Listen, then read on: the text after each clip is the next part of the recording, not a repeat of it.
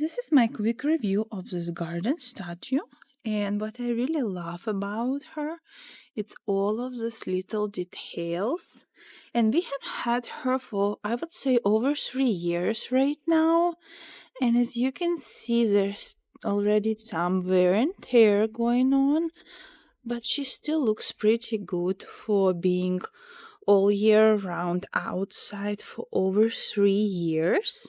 And we also add this little colorful balls just for more decor.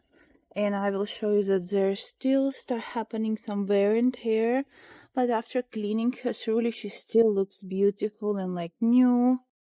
Now I also want to show you the back and all of those little details.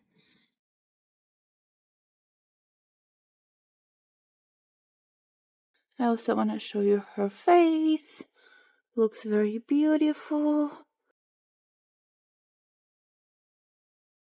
And here I remove the little decor and I want to show it to you that if it's rain or anything that you can see there's still some water sits there, but usually it goes away very quick.